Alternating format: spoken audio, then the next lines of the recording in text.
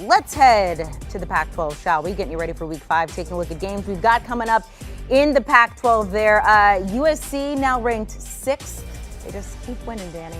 Started off as 14, they're now up to 6. Oregon hosting Stanford, favored by 16.5 at home. Bo Nix putting up career-high numbers so far, and it's time there with the Ducks. Let's start with Arizona State at number 6, USC. That is the highest USC has now been ranked since 2017, I should say.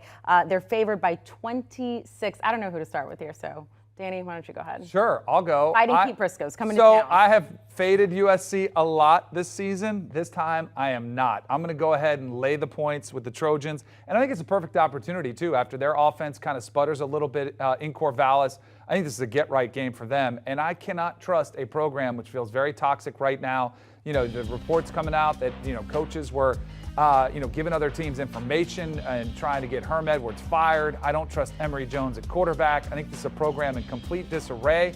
I think USC playing back at home gets right, and I think they cover easily. I think they know they need to get right, and they need to put up a big number here. So not only do I like the fact that I'm laying the 26 points here with the Trojans, I'll also take the over. I think they're going to put up a big number on a team that, as you said, is in disarray. It's a bad matchup, too. Look, Emory Jones has never really developed at the quarterback spot like we thought he would. He threw a couple picks last week versus Utah. USC has been very optimistic on defense. But if we go back and look at Caleb Williams, look, it was a hard-fought, tough win in Corvallis. Talking to Matt and Reggie, they act like that place is Fort Knox, hard to get in, hard to get out. That being the case, there is something to be said for this. If you go back and look at the stats last year of Caleb Williams, after his first 3 starts, he looked phenomenal. People were talking about him being a potential Heisman candidate. That doesn't even include what he did versus Texas when he came in relief of Spencer Rattler. Then what happened the last 4 starts? Sputtered. Dropping completion percentage, started throwing more interceptions, didn't look quite the same. We got through 3 starts this year. Then we get to the 4th. Doesn't look quite the same versus Oregon State in Corvallis.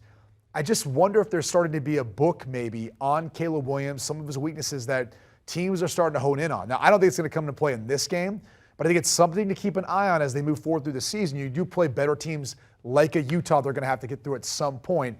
If you see him struggle a bit, is he one of those guys that can adapt, or can Lincoln Riley not adapt the way he needs to with Caleb Williams to get USC to be a team that can go to the top? He dropped slightly in the Heisman odds. It now goes CJ Stroud, Bryce Young, and then Caleb Williams, so they flip there. Do you want a sports network that delivers everything that matters about the game? The highlights, the picks, the instant analysis, no yelling, no fake debates, no politics.